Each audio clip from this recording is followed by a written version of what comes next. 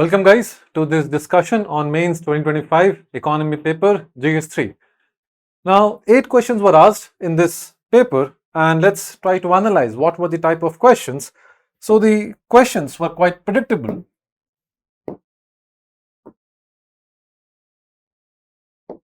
The questions were quite predictable. There were 8 questions, 4 in section A and 4 in section B, as is the normal trend. Nothing unusual about it. And here agriculture really dominated. Okay, in both of them agriculture really dominated. In fact, out of the 8 questions, 3 were of agriculture, which is an important point you need to know about the agriculture topic. Then this time, after a very long time, one question was also there from public finance. Although it was a little technical question, but if you have studied hard about the basics, this was a pretty much doable question. Something about the fiscal expenditure or fiscal deficit. Fiscal health index. They asked about the fiscal health index. Now, having said that, let's start with the discussion. The first one. So, the first question first. The first question talks about IHDI and Human Development Index, and it has 2 subparts regarding this. First is this and the second is this. Let's try to understand first how should have had been our approach in this question. Now see, the first question is talking about that we need to differentiate between IHDI versus HDI. However, the mistake that you will do here is, here you need to have special emphasis on India. So certain facts regarding India you need to highlight. Then the other is why IHDI is considered a better indicator of inclusive growth. So let's try to unravel this question. Now, the only mistake that you can do here is, guys, so first of all you need to understand why was HDI needed. After that, possible mistakes, which is leaving out the reference to India. And then the last part that you need to address is IHDI being a better measure for inclusive growth. Having said that, let's try to understand the context of this question. Now see, HDI came up in 1991. Before HDI, how to measure development, whether we are developing or not, what will tell us that? Usually that was told by GDP growth. As long as your GDP is growing, it was considered that you are also growing. But that philosophy underwent a change in 1991 when we were introduced to UNDP's Human Development Index. Now, what did the Human Development Index do? Human Development Index said that we will measure it based on 3 parameters. What are those 3 parameters? Health based on life expectancy, education, mean years of schooling, and per capita income.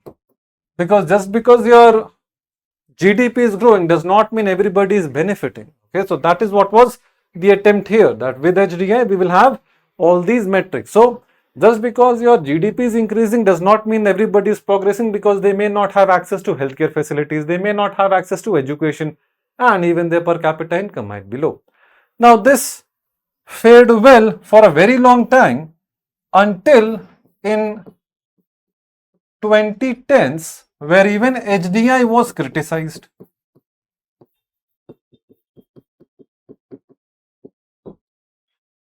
Now, why was HDI criticized? HDI was criticized for its majorly average bias.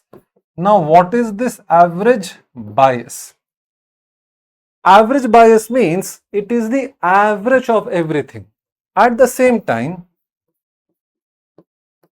no differentiation between metrics. Now, try to understand these 2 points. Average bias. Per capita income, for example. Now, just because per capita income is high Does it mean that the inequality is also less or everybody is highly prosperous? For example, if we are a class of 10 people and our per capita income is, let's say, 1000 rupees, and suddenly Mukesh Ambani walks into our class, will the per capita income of the class go up or go down? It will go significantly up, but that does not mean that all of us are equally richer. All of us had remained that way, but the per capita income had increased because of that one person. But there is still inequality. Average, it will show that everybody has progressed. However, when we will include the inequality, it is then that we will be able to analyze that what? That HDI or per capita income is not a true indicator. In fact, can you tell me in the comments which is one of the important indicators of inequality? I'll give you a hint. It starts with the letter G. Now see, then no difference between metrics. Each of these three were given equal weightage. So health, education, and per capita income were given different weightage. Were given same weightage. What does that mean is, just because your health is good does not mean your education will also be good. Or one country can do very well in health and education, but it can do very poorly in per capita income. For example, Cuba. It does well in health and education, but it does very poorly in per capita income. For example, Saudi Arabia. It does not do very well in education, but it does very, very well in per capita income. But even in that per capita income, what happens? Even in that per capita income, Saudi Arabia is very, very high because the sheikhs have a lot of money. Inequality is there even in this per capita income. And that is what is the reason that why we criticized HDI. And what was the solution? The solution was IHDI, Inequality Human Development Index. In that context, let's try to understand these. So, what have we written? That HDI captures a country's average achievements in health, education, and income, whereas IHDI discounts those averages for unequal distribution, and that is a very, very important aspect, guys. Next, now again, remember the possible mistake? The possible mistake would be to not include India. Now, it is a problem that you would have had faced. IHDI usually nobody knows about, okay? So now I am giving you the fact here, but IHDI, it is expected that you would not be knowing. So I will tell you how you could have bluffed intelligently. What should have had been your intelligent,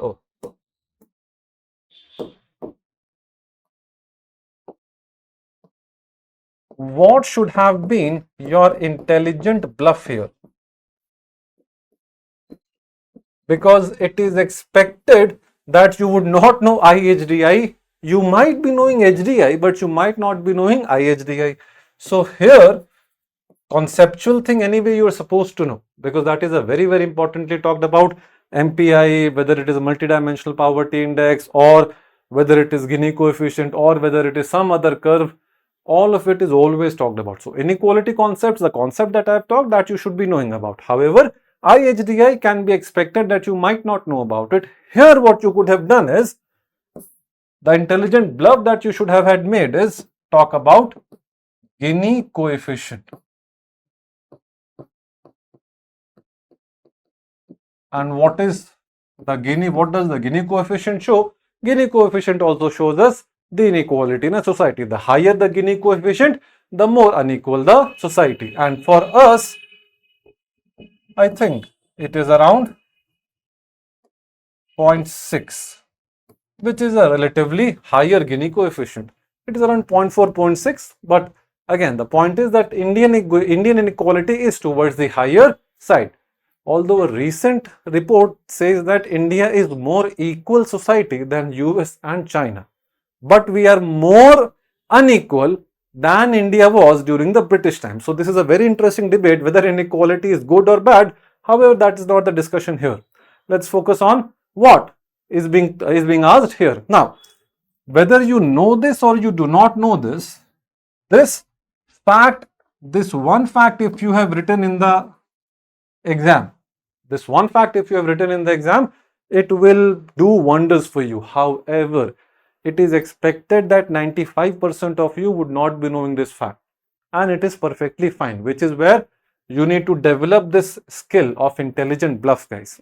Now, having said that, so what has to be your one of these introductions you can use in your examination?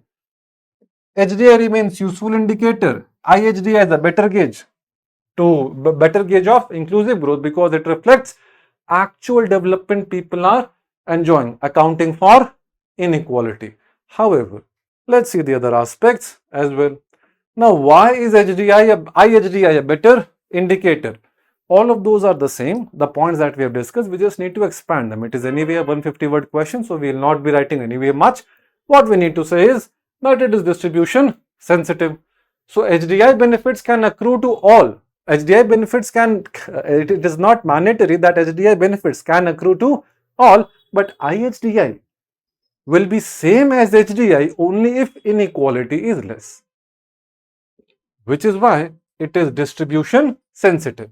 Now always remember that economic development is not same as economic growth, because growth talks about GDP, development talks about people. That is why when you make this economic growth inclusive, it becomes development. Always remember that. So whenever you will talk about inclusive growth, you have to talk about people, and that is where inequality gives us a better assessment. Then see, then it gives us actionable KPI. What is KPI? Key performance indicators. Okay, it gives us an actionable KPI. So if IHDI gap is a single transparent measure of how much inequality is eroding the progress. You are progressing, but if there are inequalities, your progress is not going to all the sections of the society. The fruits of your development are not percolating to the downtrodden sections of the society, and that is what is measured by IHDI. Then see, reality check after shocks. So if after COVID, okay, if after COVID, HDI may increase, but IHDI, whether it is increasing or decreasing, will show really if the government's steps have been fruitful or not. Then see, then this is the complementarity I have given just for your information. So if HDI and IHDI both are increasing, gap is small, which means it is a good thing. It is a good thing that is going on. But HDI is increasing and gap is widening, which means bottom retargeting needs to be done. If HDI is flat, IHDI is increasing, then also it is a good thing that is happening. Then also it is a good thing that is happening. Best case scenario is this one. Okay, best case scenario is this one, where inequality, when it is accounted, it is not far from HDI. Best case scenario, HDI minus IHDI is equal to 0. Best case scenario is that. I hope you got this point. After this, you can simply write a normal conclusion, and that will end that question. Now see, what are the challenges before Indian economy when the world is moving away from free trade and multilateralism to protectionism and bilateralism, Trump tariffs. But the problem that you will do here is you would try to stick only to the tariffs, okay, but you have to take a larger, broader view. Let's see how we will take that. And then how can these challenges be met? So here, challenges, you need to understand what are the challenges in global trade reconfiguration. Then possible mistake is what is happening has to be interpreted as a challenge. So what you will do is you may write about carbon based adjusted mechanism.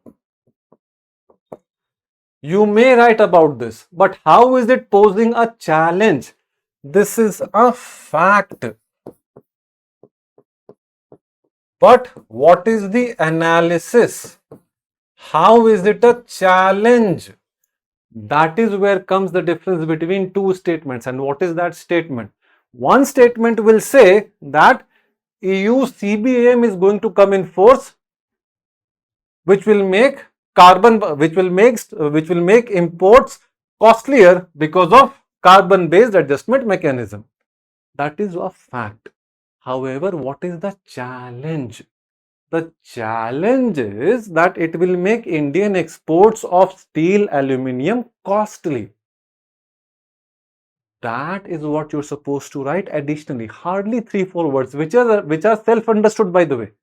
If somebody is in this game, they would understand that. However, these 3-4 words are what change the context of the entire statement. Okay. So these 3-4 words, because you have to interpret everything from the point of view of India. That is why this possible mistake, what is happening, has to be interpreted, reinterpreted as a challenge. And then obviously, how will we meet those challenges? In that context, let's see what changes are happening globally. देखो, globally 2 to 3 challenges are happening. Now, what are those 2 to 3 challenges? See, first of all, after 2020 COVID, what happened? We realized about Chinese overdependence.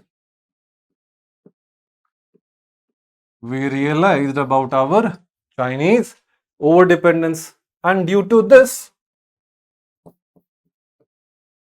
we went from offshoring to friendshoring. Now, what is this offshoring to friendshoring? Initially, all the offshoring or everything was based on economic cost. Apple used to go in China because it was cheaper. Now, Apple is coming to India because even though it is not cheaper than China, we are still a friend of the US, and this is despite the tariffs. Okay, in the longer run, this is going to settle down, and within 1 to 2 years, this is going to come back. Okay, the relations are going to come back. However, these are turbulent times nonetheless. So, friend shoring, but so that is why we are also going for friend shoring. Who is going for friend shoring? The Apple and the companies of the West. They are going for friend shoring, and India stands to benefit. Then recently 2024-25, US has started becoming inward looking. US has started becoming inward looking. At the same time, even EU has gone for protectionism.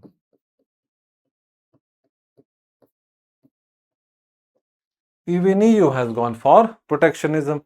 And the most important, WTO is basically dysfunctional. These are largely the challenges that are there in the global trade. Let's try to understand how these are impacting. However, in fact, from multilateralism and free trade towards protectionism and bilateral or plurilateral deals. Now see, WTO, these are just some of the facts to substantiate those challenges, that trade restrictive measures will be affecting 2 to 2.93 trillion dollars. India की economy उतनी नहीं थी बहुत time तक. India's economy was not this much. In fact, if you exclude India, this is more than all the economies of South Asia combined. Then see, WTO dispute settlement became impaired. Why? Because we don't have the quorum to have appellate body. That is why disputes are not getting resolved. For example, in 2018, Trump tried similar things. India took US to court and India won that case. And then US and India settled those cases because there were issues. Otherwise, US had to pay penalty to India. So these are continuous cases, and last time it was resolved due to WTO, but after that WTO had become dysfunctional right since 2019-2020. Then, in name of climate change, they are using it as a tool for boosting their own domestic economies, which is why the EU CBM, carbon-based adjustment mechanism, and full regime, and EU deforestation regulation. Now, what will this do is, this will make our exports costly. So, this is what is happening. Okay, so this is what is happening, and then the logistic shocks sometimes. Suez Canal, Red Sea, if Iran and Israel go to war, or if the Somalian pirates they become suddenly active, all of those have their own different issues. Then see, so what is the challenge for India? Now here what is the issue is that you have to write challenge for India. Challenge for India is that green border rules will make our exports costly, okay? Will make our exports costly because of compliance cost.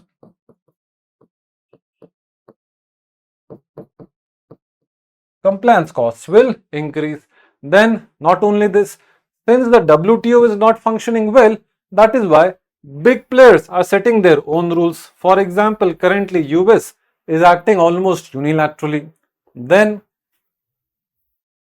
subsidy race. Now what is happening is that the other countries such as EU, the US, they heavily subsidize their companies as well as their farmers. Even China heavily subsidizes its companies and its farmers. However, if India does the same thing, we are criticized for it. Why? Because they have been investing for a long time, but our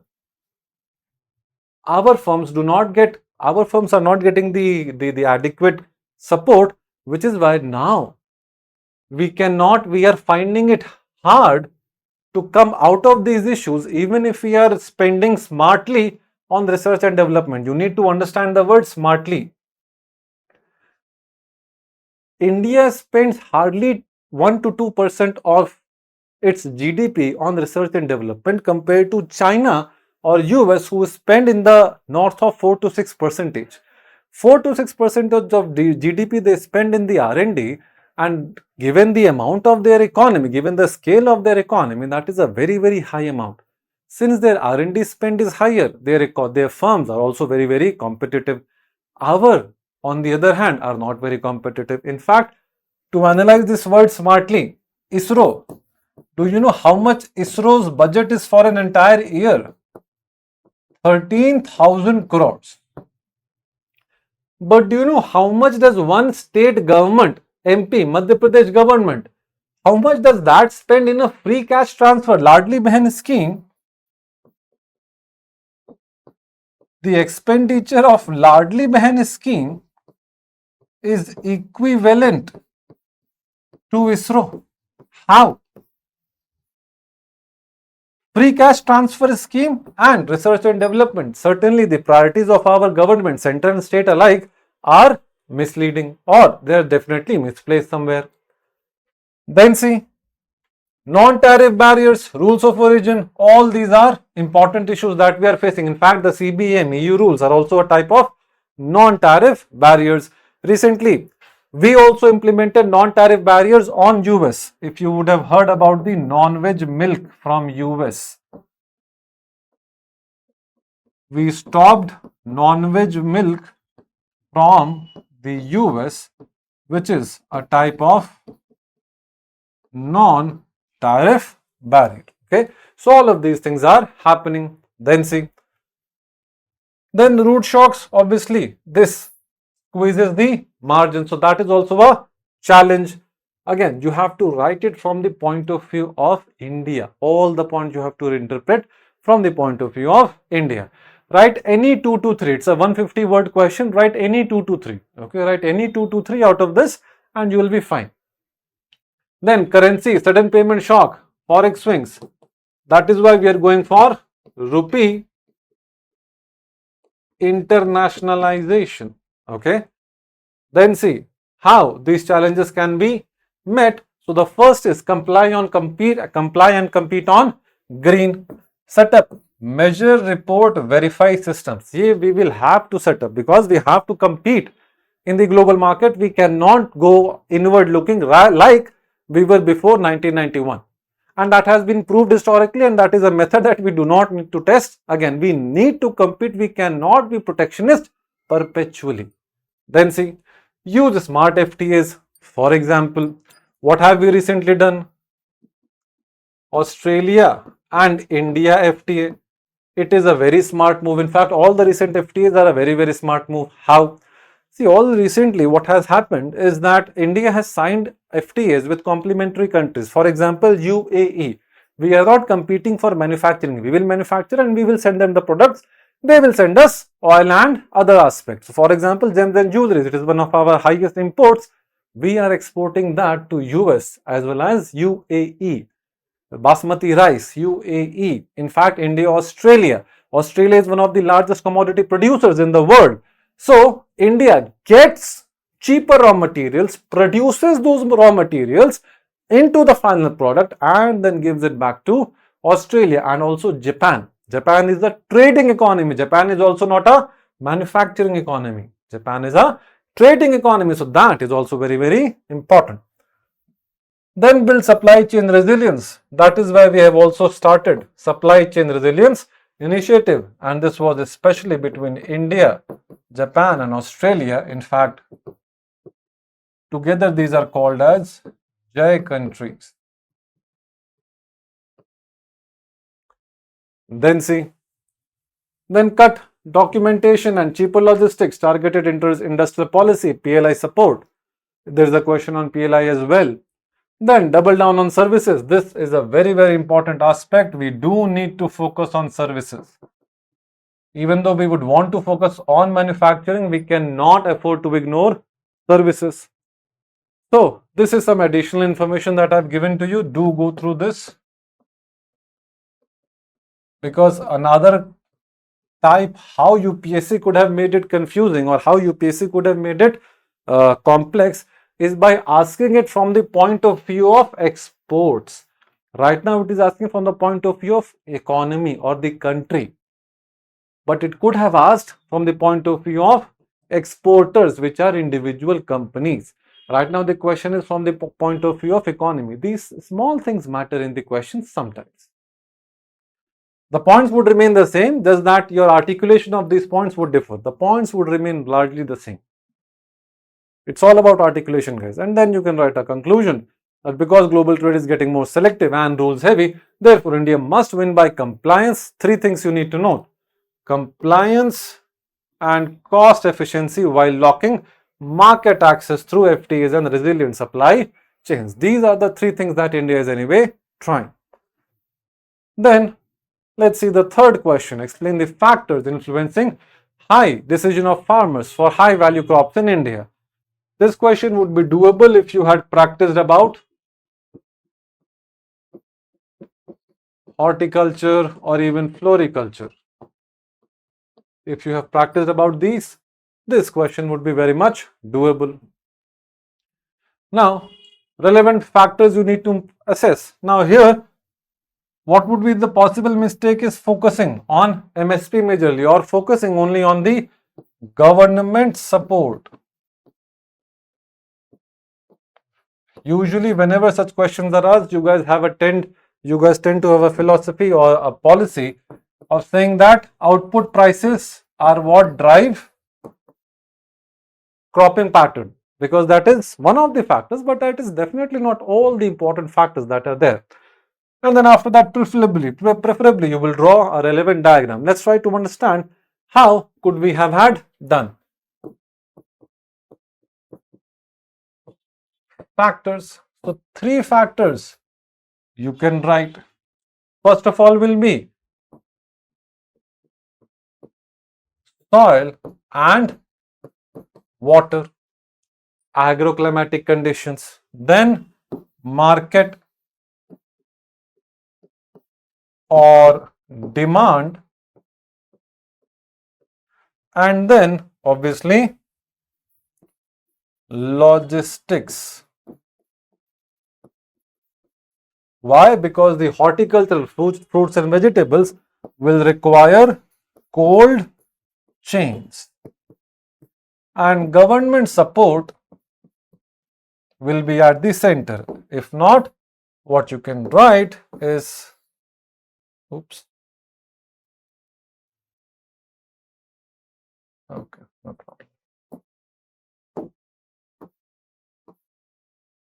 What you can write is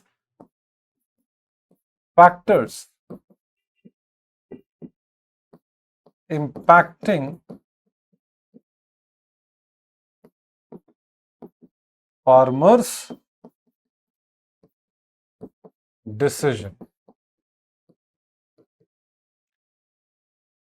And if you want to write more, you can replace this market if you want, okay? That's a big if. If you want, you can replace this with safety. If you want, you can include the market in logistics as well, okay? That's completely up to you. Or if you feel like, draw it like this: agroclimatic conditions, then safety. In safety will come your crop insurance, your for crop insurance, PM Fasal Bima Yojana. Then will come your market, urban centers. Then will come your logistics, cold storage facilities. And then obviously one factor will always be there about the government support. So these can be also the factors. It's up to you, completely up to you, how you want to decorate your answer, guys. It is not mandatory that you use this, but sometimes it is better that you use some diagrams because that breaks the monotony of answer writing.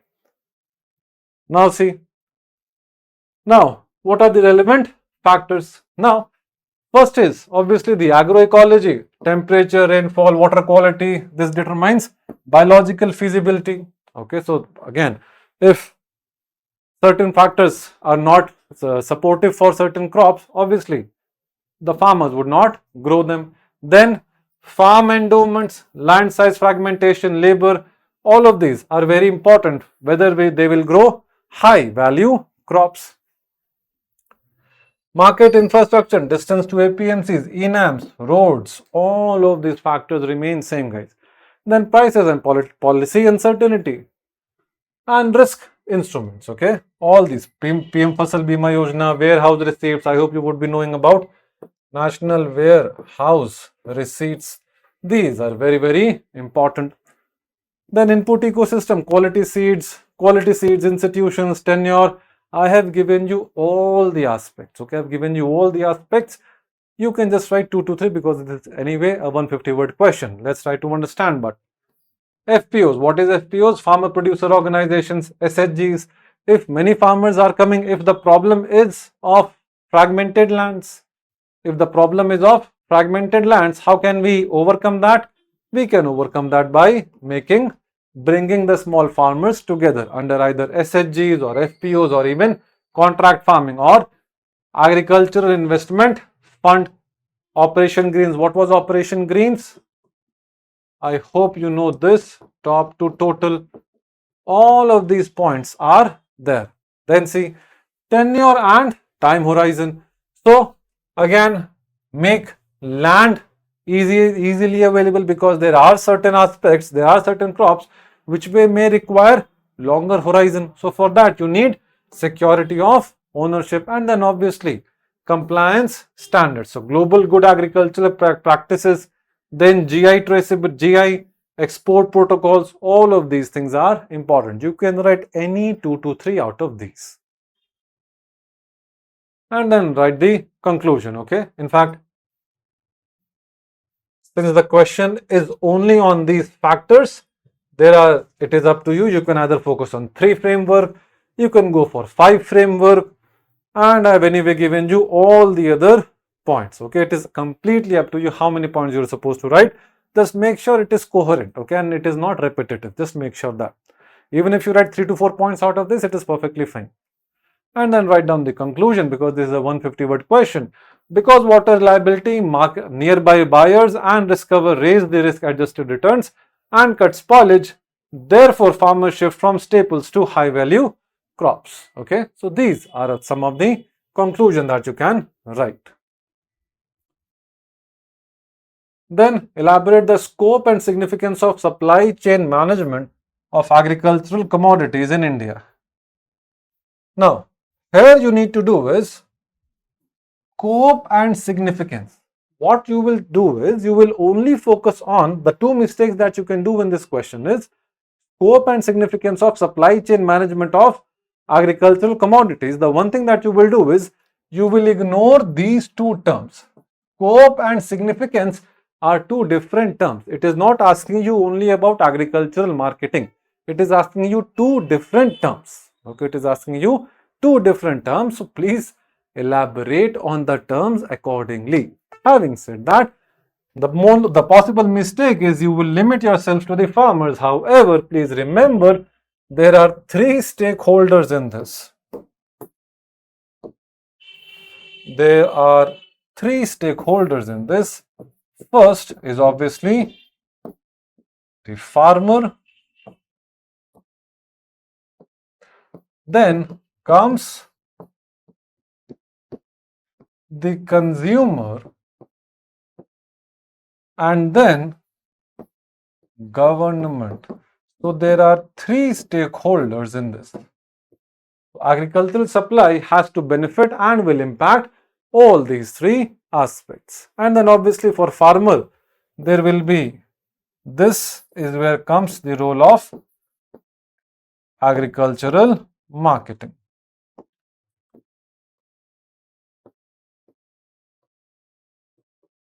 But the supply chain includes the entire supply chain. Okay, this is the entire supply chain, right from the inputs to the final consumer. And this final consumer can either be in India or even for export. So this is how you're supposed to interpret this question. Please make sure that you don't limit yourself on farmer. So that is one of the possible mistakes that you can do. And then preferably draw this diagram, because again, sometimes when the questions are direct, no, try to have this practice, try to have this in your, when you are practicing answer writing as well. If the question is very direct, everybody will be writing same points as you, remember that. When the question is direct, most of the people, if not everybody, 95% of people will be writing the same answer as you, which means you need something extra to get that 1 to 2 extra mark. And what are those 1 to 2 extra mark in such questions? Sometimes it is the diagram that can help you. Okay, just make sure that it is neat. Just make sure that it is neat. Now see, now let's try to understand the question.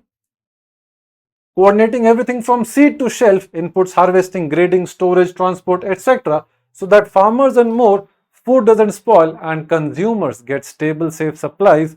This is what is supply chain management of agricultural commodities. Then see, now scope. What is the scope? So again, agricultural supply chain management spans from everything from seed to shelf, timely inputs and advice to farmers.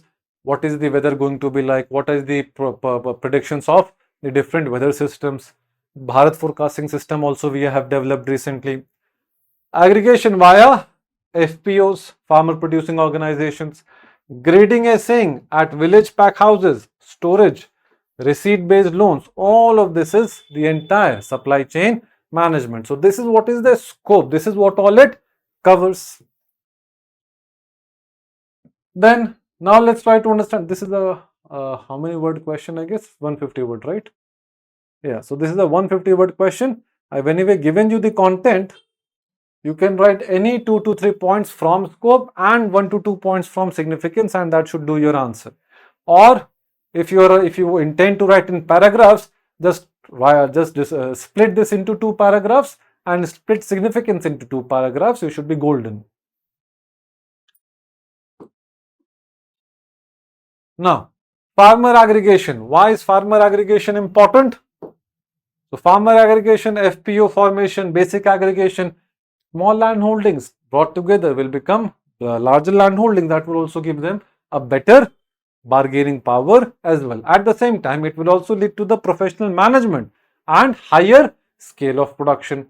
Then they will, since they are becoming more professional, they will be also be able to have better formal credit and active FPOs with audited profits, average lot size sold, All of these are high. Then grading and assaying, some pack houses and universal sourcing grading. That right now what happens is the percentage of produce sold with grade tag is very low. You don't know what is the quality of produce that you are having. If your quality is higher, right now all of it is based on quantity. What we need to do is shift to quality, and that will make our supply chain management even better, because if you are preparing better quality, that farmer will get better income as well. Then storage and ENWR. What is NWR? That is nothing but National Warehousing Receipts, and this is the Warehousing Development Authority. Then EWR, NWR rails, and what does this do? This gives them credit. Okay, this gives them access to credit, and this also helps in cold chain and pre-cooling. Right now, hardly 10% of all our food goes through the storage, which is why that is the same thing that is also getting into the food processing industries, which is why it is very important. Which is why it is very important to increase this share. Then transit time variability, transport and logistics. Around 14% of GDP is the logistics cost in India, which is on the higher side. Then market C mandis. Our APMCs are very fragmented to the extent that within Delhi,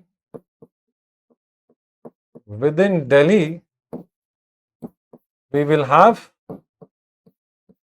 different markets, and these different APMCs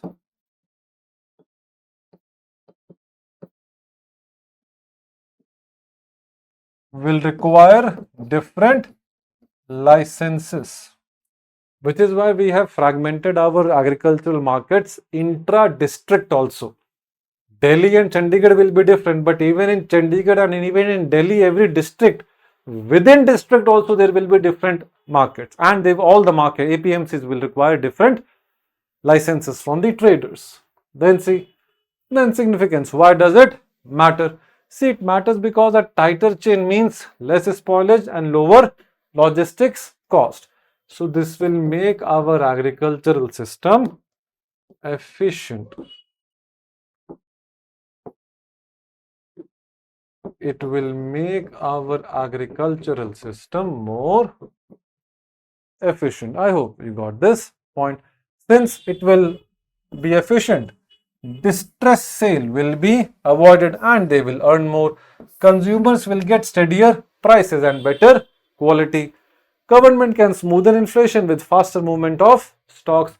All of these rural jobs will be created because of value addition, and because coordination cuts waste and unpredictability across the entire link. Therefore, incomes rise, prices stabilize. This can be your conclusion. However, if this was asked in a 250-word question, how would you have attempted it? Simply same चीजों को you would have increased.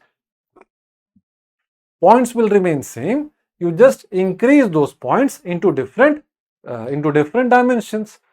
Farmer will be benefited because it will lead to higher realization and smoother cash flow. Consumer will be benefited. Government, what should the government do? If there will be lower CPI food spikes, so there will be larger food stability, and the government will also be praised. Export, standardized quality, higher capacity use, better export prices. Everybody will benefit if the export chains or the supply chains are tighter. That is why it is significant. Even banks would be willing to give more agricultural credit. Retail platforms, Blinkit, everybody will benefit if it is done properly. I hope this point is clear. Next topic is the 250-word questions, and the first question is about the Fiscal Health Index. Now, let's try to understand this question. Now, what is the question? Explain how it can be used for assessing fiscal performance of states in India. This is one thing that you could have gotten wrong. Now, see, it is likely that you would not be knowing what is fiscal health index. It is acceptable.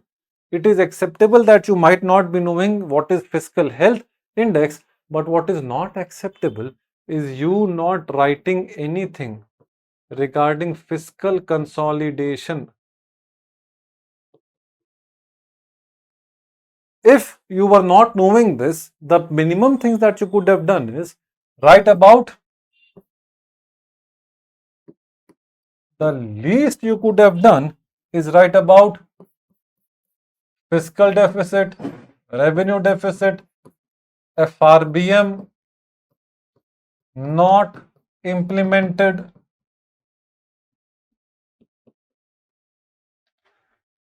then Karnataka government, Punjab government, all of them have high debt because they have introduced high amount of subsidies. Then recently the I think it was Telangana government or some government, they have shown higher revenue deficit, which is why they are not even able to pay salaries. All these points are from the FRBM Act only. These points at least you could have written. Then from the FRBM Act itself, you could have written about need for a fiscal council, and then few points from 15th Finance Commission. Now see, this is something that you could have had written if at all you do not know what is the fiscal health index, if at all, and it is an acceptable aspect that you might not be knowing what is fiscal health index, but that does not give you the leeway of ignoring the question. You could have still written something about it. You could have gotten at least 5 to 6 marks out of 15, and that will also be a good mark. Okay. Now, having said that, let's try to understand. So, how will we approach this question? First, we have to understand the importance of fiscal health indicator. Then, the possible mistake is focusing on center, not the states. And then, how will it be useful? So, here is the introduction. So, fiscal health index is a Niti Aayog composite index built from CAG audited state accounts. Okay, CAG audited state accounts meant for benchmarking and early warning, not just ranking. This is a very important aspect. If at all you could have written this, it is a very, very good introduction. If at all you wanted to make it even shorter, you could have simply removed about the CAG if you did not know that, and you could have moved on. Then see, now it has 5 pillars. Okay, FHI has 5 pillars: quality of expenditure, revenue mobilization, fiscal prudence, debt, and debt sustainability. Now, quality of expenditure, whether you are spending more on interest payment, whether it is revenue expenditure heavy or it is capex heavy. So all of that is the quality of expenditure. Share of development spend in the total outlay.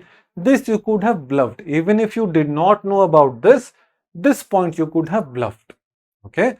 And here, if at all you did not know anything, you would know that states like Delhi and Punjab,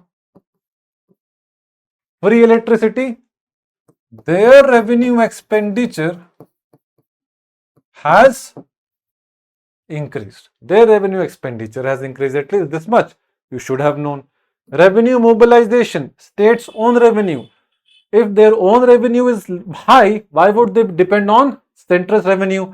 Revenue mobilization, states like Bihar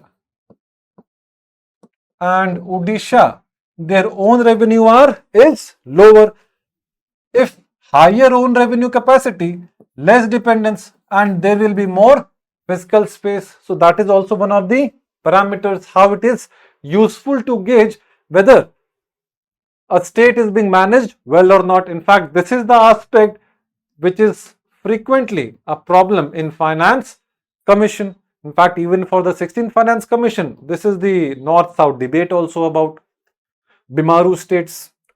Fiscal prudence, gross fiscal deficit and revenue deficit, higher this, lower the need for debt. Again, you might not know these points. You might not know these pillars, and that would be acceptable. But what will not be acceptable is you not being able to do intelligent bluff. These points you could have written, even though you would not know these points. Okay. And which is why it is not asking you the components. It is not even asking you the components of the index. It is only asking how it can be a tool for assessing states. So, in either case, the question made it easy for you. The question made it easy for you to do intelligent bluff because it is not asking you about these pillars. And then the debt sustainability, all of this you can write. Interest payments are high, whether there is a rollover risk, whether the debt is sustainable or not, what is the primary source of your borrowings, etc. All those points you could have written. The points that we study usually for the center are the similar points that you could have written for the states as well. Now see,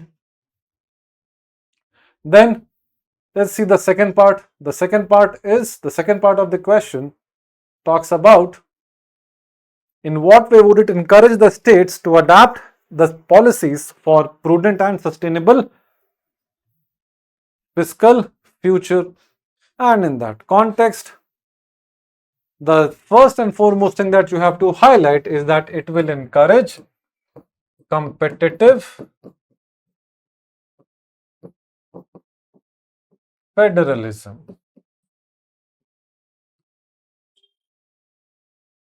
It will encourage competitive federalism.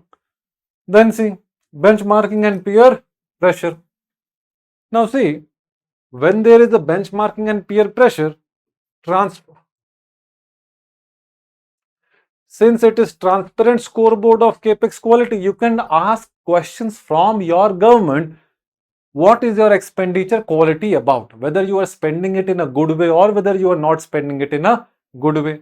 Then the emulation of top performance. And this is the statement that you're supposed to write. Here, the mistake that you might do is because and therefore flow. In every question, you have to write, these are the statements that you are supposed to write in the exam. This is for my explanation to you. This is my explanation, but these are the statements that you are supposed to write it in the exam. They have to be self-explanatory, of a similar structure, and have to be crisp. Since performance is publicly comparable, therefore reputational incentives will drive prudence. Simple. Do not make it more complex. Do not write stories of multiple words. You do not have the leg space to spend more words. Then because money flows will be conditional, therefore compliance and reforms will lift FHI scores, because again, it can be linked to incentives. Then borrowing discipline can also be encouraged. Under Article 293, no state governments can borrow without the permission of the center, and that is why weak pillars will raise borrowing constraints and cost. If some state is not performing well, they will not be allowed by the center to borrow more from the market. Not only that, even market will not be willing to give them at a lower interest rate, because since the risk will be higher, the market investors will demand a higher interest rate, and that is why premiums charged will also be higher. And then obviously one thing can be there, that it can trigger targeted reform roadmap. So pillar wise, because diagnostics are granular, it will tell you where all you need to improve. That is why it can be trackable and time bound. And then you have to talk about that FHI is like your health report card for every state. You can pick up the parameters, you can pick up your deficiencies, and you can take supplements, you can take support, and you can work on those issues. Then see, discuss the rationale of PLI. What are its achievements? In what way can the functioning and outcomes of the scheme be improved? So please remember, this question has three subparts. One is talking about rationale. Other is talking about achievements. And the third is talking about improvement. The third is talking about the improvement. Now here, the mistake that you can do is focusing disproportionately on rational. Rational pe I have given you quite a lot of content, but that does not mean that is the main aspect. It is only talking about few points. Write 1 to 2 points and move on to the achievements, and then move on to the how can we improve its functioning. Now see, rational. Now you need to understand in what context did we bring the PLI scheme.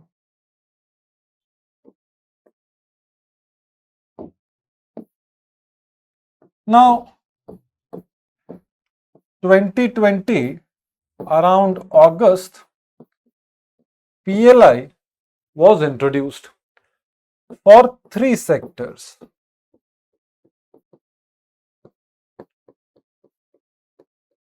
Mobile phones or electronics,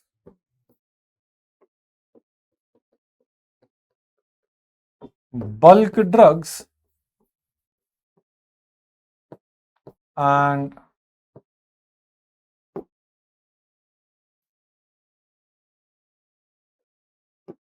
this was pharma drugs.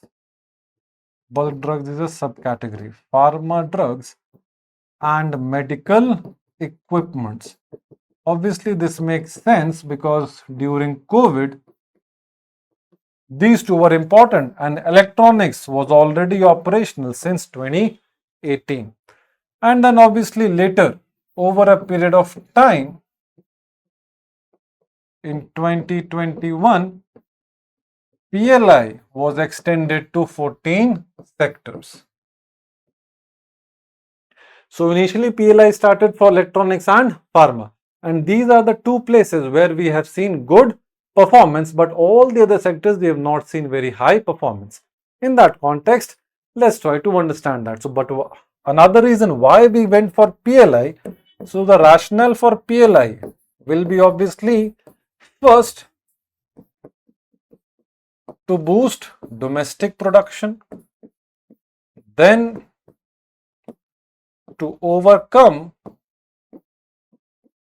WTO issues, because if you would remember, in 2019, many of our schemes such as MEIS, SEIS were held, SEZ also, they were held WTO non-compliant. Then the other thing is strategic autonomy, which is nothing but Atmanirbharta.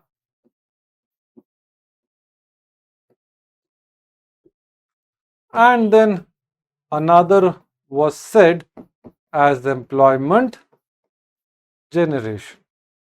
It is up to you whether you want to explain 2 of these, 3 of these, or all the 4 in a diagram. It is completely up to you.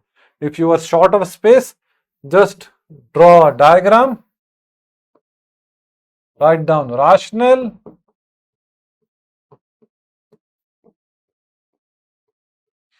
and just write these 4 points. It's entirely up to you guys.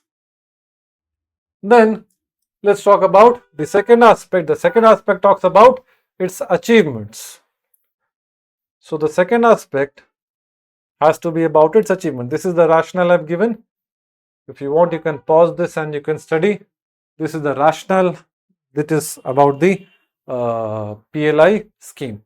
One is that we want to increase our scale and competitiveness, time-bound output-linked cash incentive on incremental sales over a base of 14 strategic sectors, because PLI, production linked incentive, your incentive is linked to the production. Every incremental sale, that higher sale that you make, your incentive will also increase incrementally.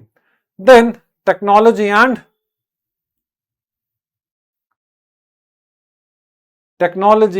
value addition. We are nudging towards domestic value addition. In fact, for semiconductor, we also have DLI now, design linked incentives. Then strategic self-reliance, critical areas we are trying to have self-reliance, and then jobs and MSME linkages. Similar things, we have just written it in a fancier way. Then how will you analyze which sectors have progress and which sectors have not? Now here as well, I cannot expect you, in fact nobody can expect you to know these figures.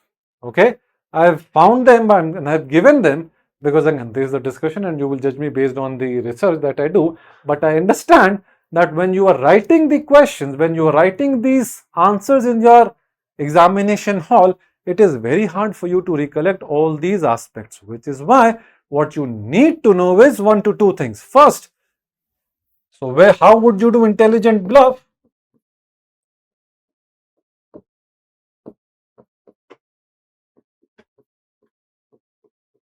How would you do the intelligent bluff? First, for electronics, you will highlight 2 facts. For electronics, you may highlight 2 facts. First is 99% of phones in India are made in India. At the same time, last year in 2024, most of the phones, so in 2024, most of the iPhones sold in US were made in India. This is one aspect of the intelligent bluff. Second, for pharma, we continue to be the pharmacy of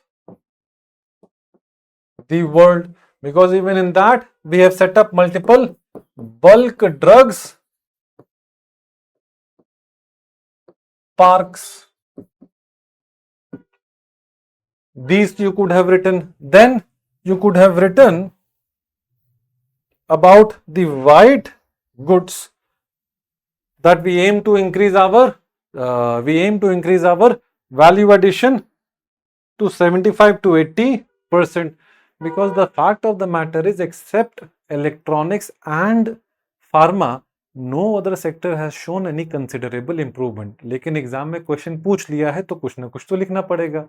Since they have asked the question in the exam, you need to write something in the exam, and that is why you need to create some or the other aspects. What you could have written is, we have invested this, is at least you are expected to know how much money we are giving, around 2 lakh crores across 14 sectors. This you should have had known.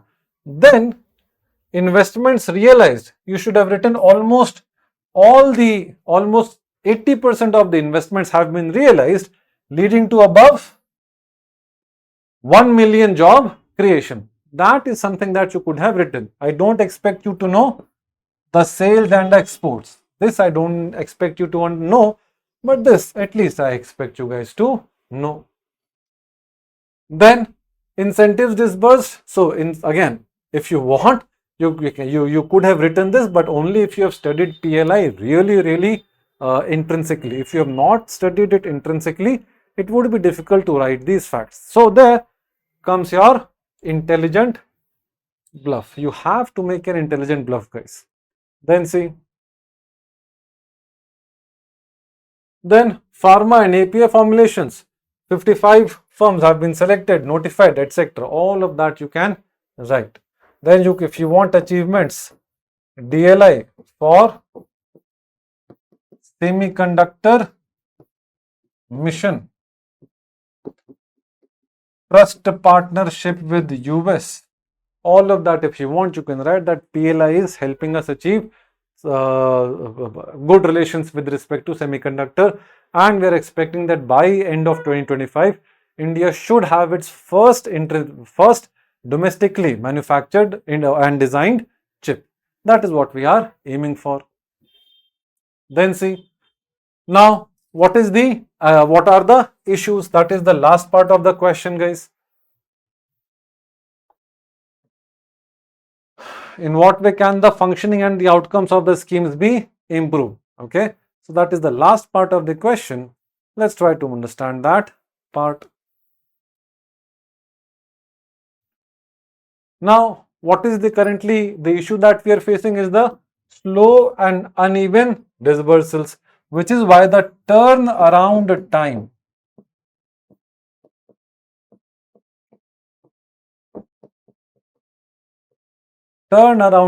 is very high. So that is why you make it a fixed 90-day turnaround time. If you will not disburse the benefits promptly, the companies will have to invest their own money, and that will increase the requirement of their working capital. So what is expected is, since the faster cash flow, lower working capital strain, then higher participation depth, they will be more inclined to work towards increasing the production. Then see, sectoral divergences. The same thing that we have, we know that it has functioned majorly in electronics and pharma. In other sectors, it has not functioned as we would like it to function. So it is saying that add an export component, that if you are increasing or if you are doing so and so exports, we would incentivize you further. Although that would be a WTO non-compliant, but everybody is highlighting this. So right now you can write, because WTO is currently anyway a dysfunctional body. Not completely dysfunctional, but it is definitely not working towards optimal aspect. Then textile specialty, steel uptake mix. So lower entry thresholds for mid-cap and mid-cap players will allow cluster-based applications via special purpose vehicles. So these special purpose vehicles can bring, because as of now in steels and all these aspects, you want to produce big, but you also want the fruits to go to the larger sections of the society. That is why you will have to bring these smaller people together as well, and that can be done only if you undertake a cluster-based application. Otherwise, the fruits will again go to the top class of the section or of the country. And then CapEx risk in new tech, let's say solar wafers, and then blend this with capital expenditure support, interest subvention, because right now PLI is coming after you have produced. Help them while they are producing as well. That is one of the aspects. And then write down any conclusion for that PLI is expected to add jobs and increase the manufacturing and realize the goal of Make in India by boosting manufacturing sector as well as the job creation in the economy. कुछ भी लिख के आ जाइए. See, remember, in any introduction and any conclusion is a good introduction and a conclusion as long as it is not garbage. जब तक निहायती वाहियात नहीं है, any introduction and a conclusion is a good introduction and a good conclusion. Having said that, let's move on to the second last question. Examine the factors responsible for depleting groundwater in India. So this is first. What are the steps taken by the government to avoid this groundwater depletion? Pretty straightforward question. The only mistake is that you may focus disproportionately more on water wastage. That water is getting wasted, water is recycled. That is not the only aspect that is there. Okay, obviously that is going to be one of the aspects, but that is not going to be the only aspect. Now see, this is one of the aspects that you can write in the usage of in your introduction. However, you need to understand why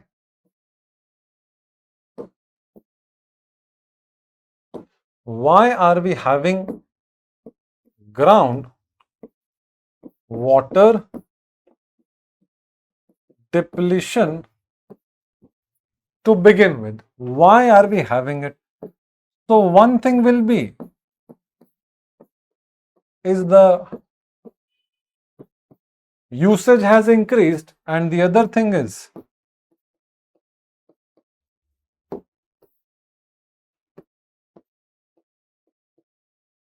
alternatives are not available. Alternatives will be available. Now usage will be increased. Agriculture, rural society and urban society. In rural society it will increase due to agriculture. In urban society it will increase due to urban sprawl.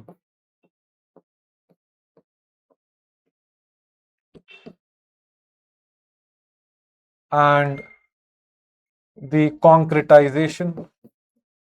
All the water, every monsoon the cities get flooded. However, we are not able to store, we are not able to recharge our groundwater. and it is the twin problem of concretization. When we have created everywhere cement, how will the water percolate down to the ground? Since it will not percolate, it will remain there, causing flooding and lesser groundwater recharge, which is what is the thing that we need to implement and improve. In that context, let's try to understand that. Now, usage, where does this come? This comes in use. Since paddy crops, therefore, they need a lot of water, and that is why their usage will be high. Water table is falling fast in Punjab and Haryana due to overexploited blocks. Then free farm power. Now, since the farm power is practically free, either it is charged very marginally low or it is practically free, what happens is we see flood irrigation, and due to this flood irrigation borewell, all of these are leading to groundwater depletion. If you want, you can club them into one, or you can write them 3 different points. That is where your articulation aspect comes in. Then see, urban sprawl and concrete industry. Rain can't percolate. Rain-off goes to the drains. Then leaky canals and tanks are not maintained, which is why surface systems underperform and farmers have to shift to tube wells. Then poor water pricing and weak no objection certificates NOC. This is because there is weak enforcement and penalties for illegal extraction. And then rules exist on paper, but aquifers keep on getting depleted. And then obviously quality problems in shallow aquifers, because then that gets salty or even that gets arsenic pollution. Okay. Now for this we have multiple steps. National Aquifer Management and Mapping Program. Under this, what we are doing? We will map the underground layers and we will give every block and district its own separate plan. So because we know where and what to recharge, schemes target the right spots. Then Central Groundwater Authority, what does that do? It has to give NOC, metering, recharge duties for industries and institutions. The rules and the laws that are existing for their usage need to be implemented earnestly. Then, because big users will need permission, unchecked pumping will reduce. Then Atal Bhujan Yojana, community water budget aa jayega. And because villages will cap demand and shift crops, so pumping will drop and the recharges will increase. Then Jal Shakti Abhiyan, catch the rain, annual nationwide drive to desil the tanks and revive lakes. Then Pradhan Mantri Krishi Sinchai Yojana, subsidies, drip irrigation, micro irrigation, it is a frequent topic also. All of that you can write. Even in Manrega, we are trying to have water conservation. Then state crop shift laws, jaise sugarcane. Maharashtra still is dependent on sugarcane, whereas Maharashtra is a water deficient. The area is a water deficient, so that area is a water deficient area, and still it is growing a crop like sugarcane, which is a water guzzling crop. So all of this needs to be done.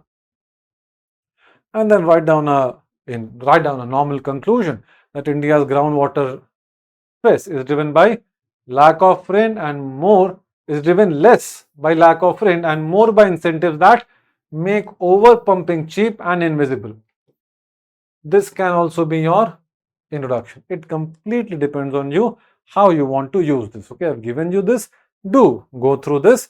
It will make sense to you after this discussion. Okay, do pause the video and go through it. Then last question, guys.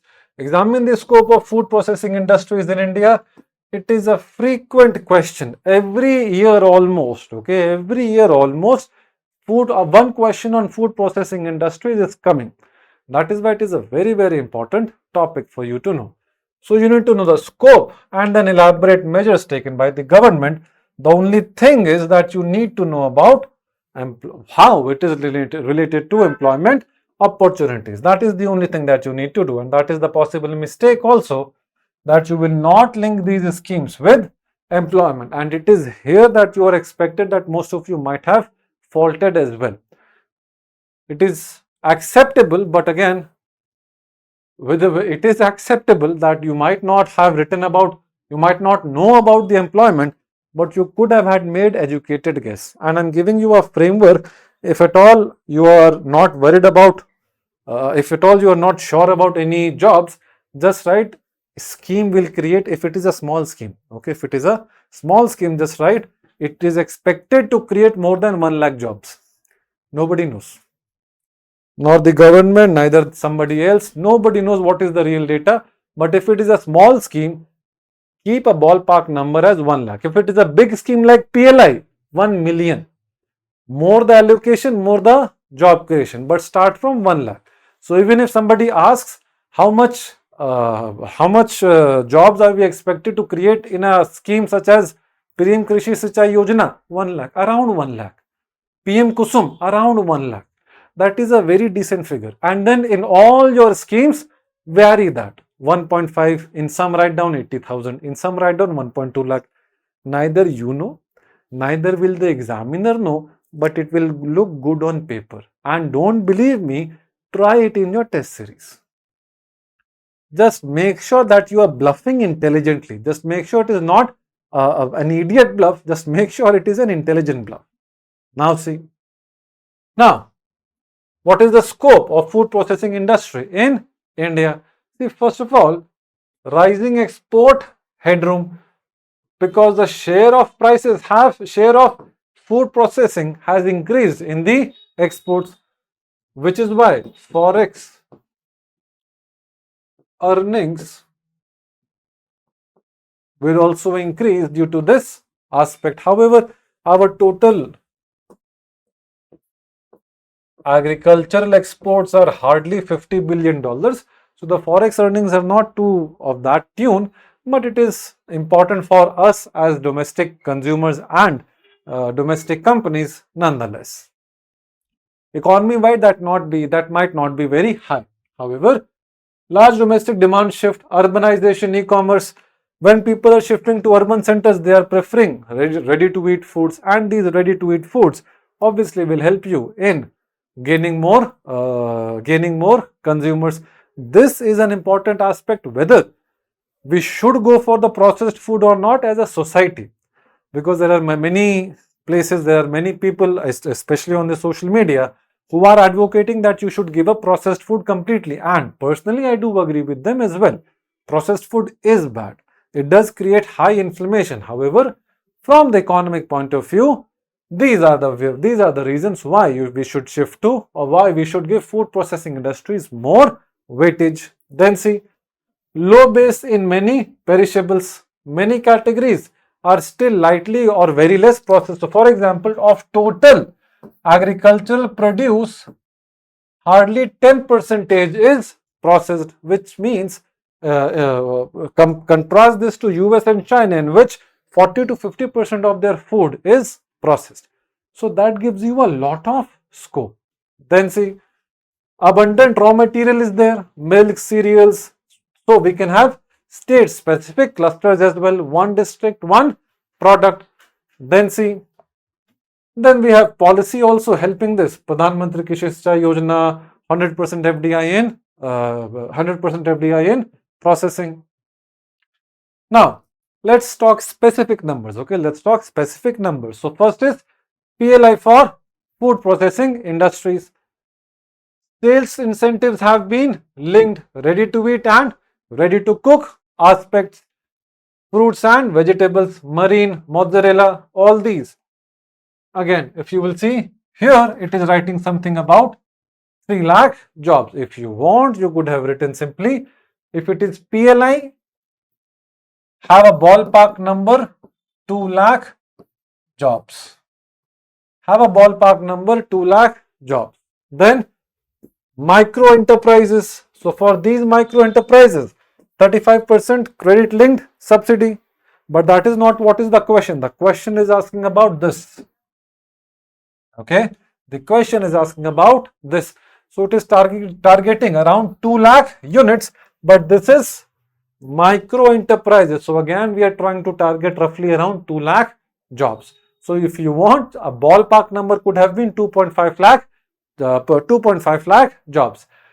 From now onwards, at least whenever you hear about any scheme, do have a rough estimate about how much jobs is it going to create. Okay, do have a rough estimate how many jobs is it going to create, depending upon the expenditure. So for example, if you are promoting the microfinances, 2 lakh is not a very high number. Okay, 2 lakh is not a very high number, but we add 2 lakh multiple times, that is what becomes 20 lakh, and that will eventually what will become 2 crores. Now, then PM Krishi Sinchai Yojana, this is not PM Krishi Sinchai Yojana, this is Sampada Yojana, PM Kisan Sampada Yojana. Under the PM Kisan Sampada Yojana, we are establishing big mega food parks. So for that, around 5 lakh jobs have been expected. So this is what is the PM Kisan Sampada Yojana. And then Operation Green Stop to Total. This is about subsidy for multiple fruits and vegetables. And then again, since you don't know, write down 1 lakh jobs. We don't know how many jobs it is going to create, but directly, indirectly, if you want, 1 lakh is a rough ballpark figure that you can quote in any of these schemes. And then write down a normal conclusion. India's food processing has a headroom on both demand and supply, and schemes like this convert that headroom into factory level jobs by lowering the cost of investing, de-risking raw material cycle, and skilling the workers. So this is what was the today's discussion. I hope this was fruitful. We'll meet in some next session. Thank you so much, guys.